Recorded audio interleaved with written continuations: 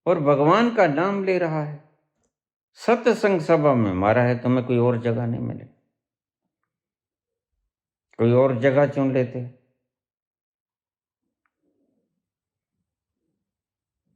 लेकिन अब तो गया, बीता वापस नहीं आता। तो उसने सारे तथ्य कहे, मैंने सुने, हैं तो बातें, लेकिन बातों में सच्चाई। इस चलते तूफान में सुमेरु पर्वत की तरह छाती तान के खड़े होना भी किसी सूरवीर का काम है। और ऐसे सूरवीर हैं अभी, इनको सुना करो। लापा तो मैं भी बहुत कर देता हूं, लेकिन देखो भाई, झूठ नहीं है इसमें कोई। ऐसे वृद्ध हो गया, बूढ़ा। जब मैंने शुरू किया काम पिछले जन्म में, तो मैं जवान था। जैसा भी मुझसे हुआ भाई, क्योंकि छोटा तो चरण चुंबक बन गया, मैं क्या करूं। मेरे साथ होता मेरा भाई था, 1 और 1 11 होते हैं, लेकिन क्या करूं। जब वो विभीषण निकल गया तो मैं क्या करूं। तो फिर भाई, रावण तो मरा ही करते हैं, जब विभीषण साथ छोड़ दिया करते हैं। खैर, इस बात के ऊपर मैं चर्चा कभी फिर करूंगा, आपको बहुत बार बात की कि ठीक राम थे या रावण थे, मैं किसी का पक्ष नहीं लेता। रावण मेरे लिए आदर्श भी है और पूज्य भी है, लेकिन रावण भी मेरे लिए कम नहीं है। सिर्फ ब्राह्मण होने के नाते नहीं, वह भी मेरा आदर्श है किसी मायनों में। ये बड़ा नंबर छोड़ा प्रसंग है, किसी दिन शायद जीता रहा तो बोलूंगा।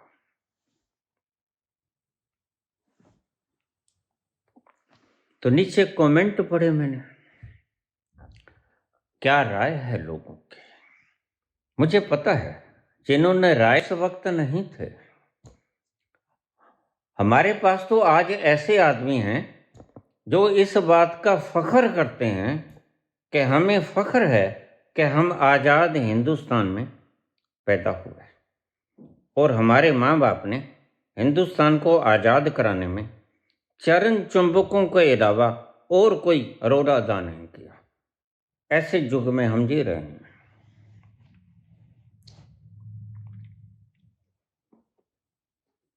लेकिन जीना पड़ता है, क्या करें आपके लिए। अभी 10-15 दिन पहले मेरा मौन चला, मुझे फोन आया, बाबा फोन बंद मत कर देना, हम आपको मारने आए हैं। मुझे रोज ऐसी धमकियां मिलती हैं। क्यों भाई, दुकानदारियां बंद होती हैं, कुछों की छवि बिगड़ती है, सत्य बोलने से छवि बिगड़ जाया करती है। बहुत से सूरमे हैं आज जो इन तूफानों से टकराने के बावजूद खड़े हैं, बिके हैं। उन सूरमों को आप भी जानते हैं, बिकाऊ माल को भी आप जानते हैं। मैं इनको बिकाऊ माल कहता हूं। ये किशोरियां हूं, ये पंडित हूं, खिताब मिल जाते हैं इनको पद्म श्री पद्म भूषण के, लेकिन हैं ये बिकाऊ माल। लाखों में खरीद लो, कहानी सुन लो, है कहानी, मर्म नहीं पता इनको। किशोरियों से सुन लो बच्चे कैसे पैदा होते हैं, ऐसा मत करो। तो ऐसी कहानियां आपको सुना के माया मोह को छोड़ दो, पीछे पहले ले लेते हैं और हेलीकॉप्टर पे बैठे और फुर्र हो जाते हैं।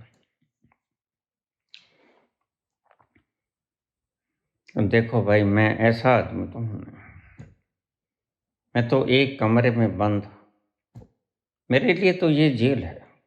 किसी और भी जेल में डाल दोगे तो कोई फर्क नहीं पड़ता, मैं खुद ही जेल में हूं। मैंने मेरी जेल खुद निर्मित की है, किसी ने मुझे सजा नहीं दी। अपनी इच्छा से छोड़ा जो कुछ छोड़ा, अब तो इच्छा जीने की भी नहीं है। तुम गद्दियों की बात करते हो बाबा, माधव पांडे कहते हैं तुम ही बैठ जाओ बाबा।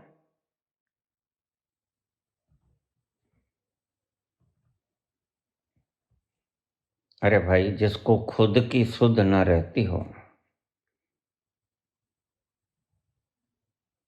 वो गद्दियों की सुध कैसे लेगा? नहीं, मैं इतना बेईमान नहीं हूं। मैं इस दिशा में प्रयास ही नहीं करूंगा। हाँ, तुम्हें मैं रास्ता जरूर दिखा सकता हूं। कमेंट किए भक्तों ने, भक्त होते हैं ऐसा। देखो, अगर तुम्हारे घर का कोई आदमी कत्ल भी कराएगा ना,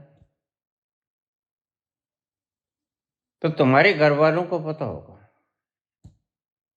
लेकिन वो कभी नहीं कहेंगे कि हमारा बच्चा गलत है।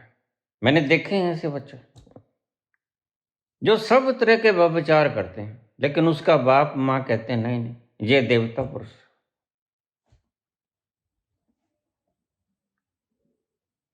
तो घर वाले तो सदा ही जो वो भगत होते हैं, सदा वो नहीं कभी कहेंगे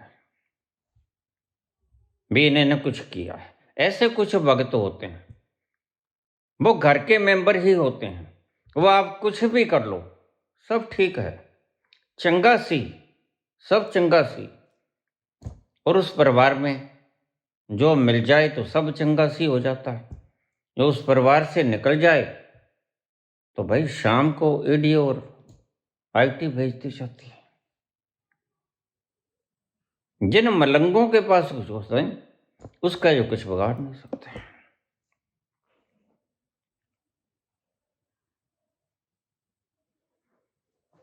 तो मैंने कमेंट पढ़े और कमेंट बहुत बढ़िया थे, लाजवाब कमेंट थे।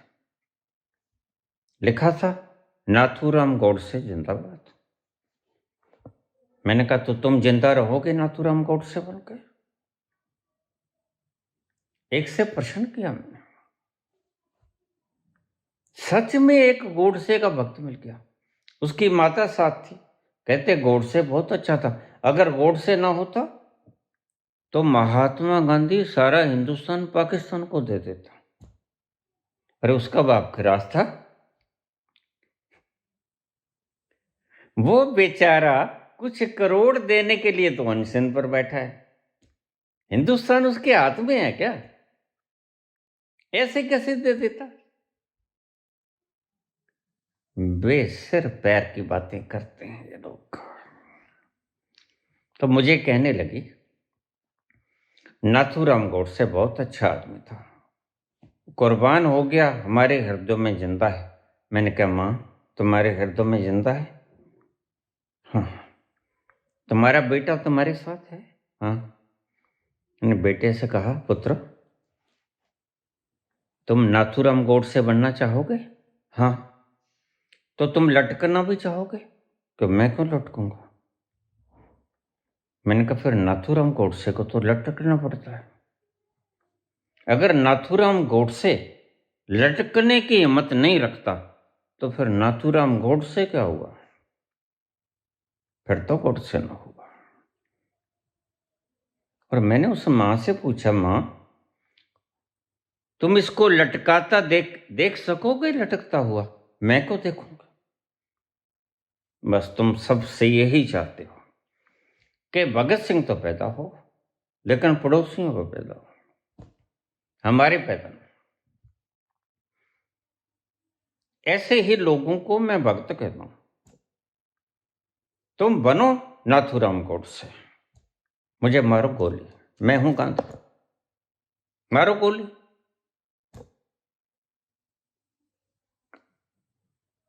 कोई नहीं आता, कितने बार कह चुका।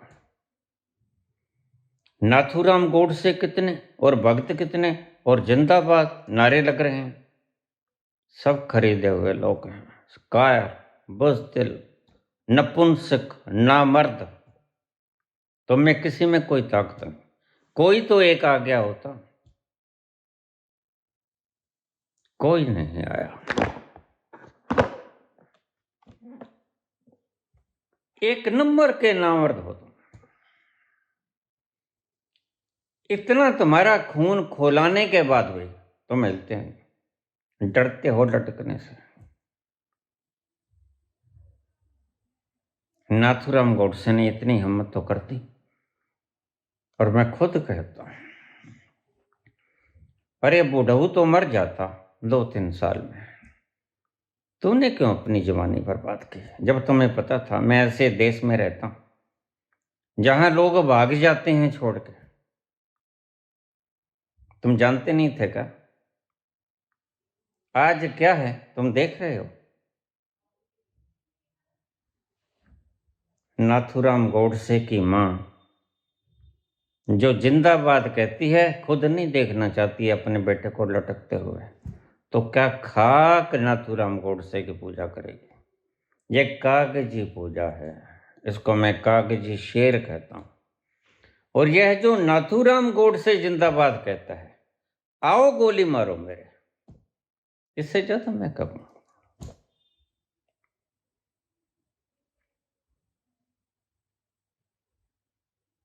इनमें लटकने का हौसला नहीं, हिजड़े हैं एक नंबर के।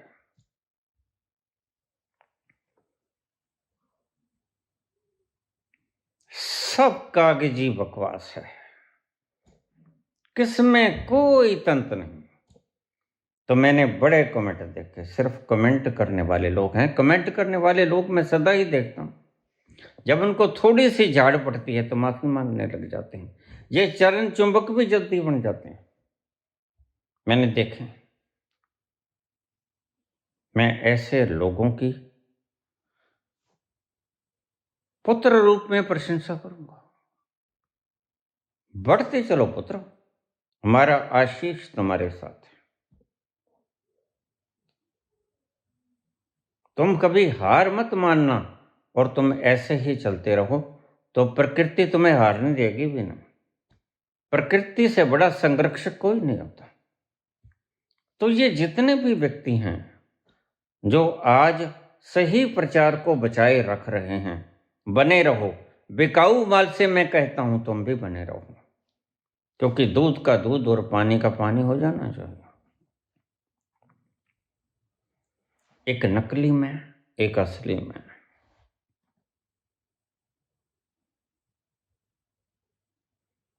मैं कह रहा था कि 10-15 दिन पहले मेरे पास आया एक आदमी, बाबा तुझे मारने आए हैं, भीतर आने दोगे। मैंने कहा अगर मारने आए हो तो आ जाओ, अगर दीक्षा लेने आए हो तो नहीं। आज नहीं है वो तबीयत, आज नहीं है वो खुमारी, आज कुछ तबीयत नासाज है। मारने आए हो तो आ जाओ। आ गया भीतर।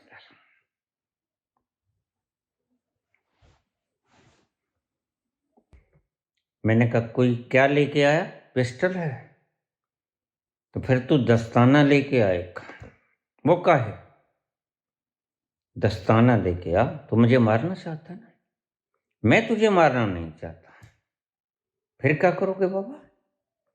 मैं वो दस्ताना पहन के अपनी कनपट्टी पे लगा लूंगा, खुद मर जाऊंगा।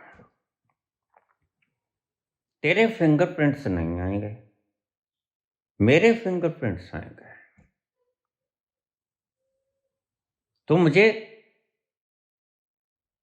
तू मुझे मारना चाहता है, तेरी इच्छा पूर्ण हो गई।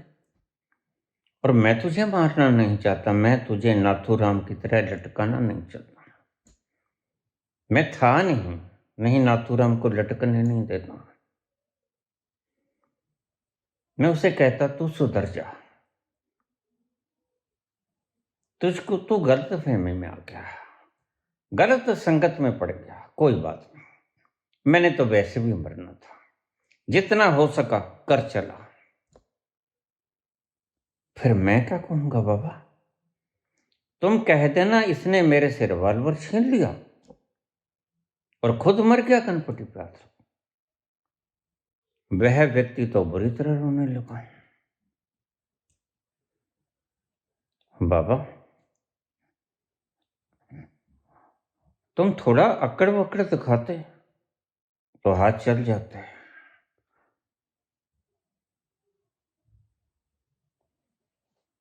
ये तो रुलाने जैसा काम कर दिया। मेरे तो हाथ कांप रहे हैं। मैंने कहा तू ऐसे कर। ये भी नहीं कर सकता बाहर कार खड़ी बैठ के उसमें बैठा ले ड्राइव करके। मुझे ड्राइव तो नहीं करना होता। ये नहर पे छोड़ता है, ज़्यादा दूर नहीं है, 5-6 किलोमीटर है। वहां छोड़ के भाग जाऊं। मैं बड़ी नहर में छलांग लगा दूंगा, कोई नहीं निकालेगा वहां से। और कुछ लोगों का भ्रम भी मिट जाएगा कि 9 साल पहले उन्होंने मुझे बचाया। भ्रम भी टूट जाएगा। तेरी भी इच्छा पूरी हो जाएगी और भी लोगों की इच्छा पूरी हो जाएगी। आज तक गुमान लिए फिरते हैं लोग के हमने बचाया, और रस्सी के बिना उनकी हिम्मत नहीं थी, छलांग लगा देता। रस्सी भेजी विराट ने, और गुमान आज तक है कि हम बचाएं। कमाल है। जो आदमी के वश में भी नहीं होता उसका सेहरा अपने सिर पे बांधने की चेष्टा करता है, और पूरा परिवार इस चीज पे बड़ी तरक्की में है कि हमारे बेटे ने तो बचाया इसे। अरे भाई अकेला तो बचा भी नहीं सकता था रस्सी के बिना, और 4 लोग और ना होते तो फिर निकाल भी नहीं पाता था। और मरे हुए को निकालो। जब किसी राहगीर ने कह दिया इसमें कुछ नहीं है भाई निकाल लो, फिर लाश भी नहीं मिलेगी, फिर निकाला तुमने। बचाया किसने? बचाया भी उसने, रस्सी भी उसने बेची। और मैंने तो उसके चमत्कार बहुत देखे। अब तो बस आखिरी फंक्शन जो बाबा ने कहा बोल लिए, वो भी कह दिए कि बोल लिए तुम, बस अब तुम आ जाओ। तीनों की इच्छा पूरी हो जाएगी, तुम्हारी भी। वह जो दिमाग में गंद लिए फिरता कि मैंने बचाया था, उसकी भी। और बाबा जो कहते हैं कि तुम मेरे पास आ जाओ, तीनों की इच्छा पूरी हो जाएगी तुमकी। चलो ना। वह पैरों से ऐसा चिपटा, मैं कि थोड़ा सा धीरे रहो। मैं ऐसी बातें घर वालों को नहीं बताता। ऐसे ऐसे लोग आ जाते हैं। नकली मैं जब वो मर जाए तो असली मैं इतना आनंददायक है, और कृष्ण हर हालत में तुम्हें असली मैं तक पहुंचाना चाहते हैं कि तुम कैसे उस असली मैं तक पहुंचाओ, जहां स्वर्ग ही स्वर्ग है, जहां जाकर तुम्हारी कामना शेष नहीं रहती। उससे पहले तुम्हारी सभी कामनाएं पूरी भी हो जाती हैं अगर तुम चाहते हो तो। जो मांगोगे वही मिलेगा, मिलेगा उस तल पर। इन व्यूज इकट्ठे करने वाले लोगों के भ्रम में मत आया करो। ये सच नहीं बोलते, झूठ बोलते हैं। ना पास्ट लाइफ रिग्रेशन ये कर सकते हैं, क्योंकि ईश्वरीय विधान को मैं अच्छी तरह से जानता हूं। कुछ नहीं जानते, ये पापी पेट का सवाल है। इनको सुन लिया करो 5-4 मिनट, इनका व्यूज आ जाएगा और छोड़ दिया करो। महंगाई है भाई, रोजगार है नहीं, तो बेचारे करें भी तो क्या करें। ऐसा जमाना है। कृष्ण कहते हैं तुम असली मैं तक आ जाओ, फिर तुम्हें किसी की चाकरी करने की जरूरत नहीं पड़ेगी। तुम शहंशाहों के शहंशाह हो जाओगे। जिसको कछु ना चाहिए वही शहंशाह। वहां जाकर तमन्नाएं ही खत्म हो जाती हैं। तमन्नाएं पूरी नहीं होती, तमन्नाएं ही खत्म हो जाती हैं वहां जाके। जिसको कछु ना चाहिए वो ही शहंशाह। तुम शहंशाहों के शहंशाह हो जाते हो। वो असली मैं है, नकली मैं तुम्हें दुख देता है। और संतों की, भगवान कृष्ण की यही इच्छा है कि तुम अपने असली स्वरूप में आ जाओ, जो तुम वास्तव में हो। बड़ा आनंददायक है। ठंडी ठंडी मीठी मीठी सुगंधित हवाएं बहती हैं सुबह की लोरी के समान, तुम्हारा इंतजार कर रही हैं। चलो आओ हजूर, तुमको सितारों पे ले चलूं, दिल झूम जाए ऐसी बहारों में ले चलूं। आओ हजूर आओ।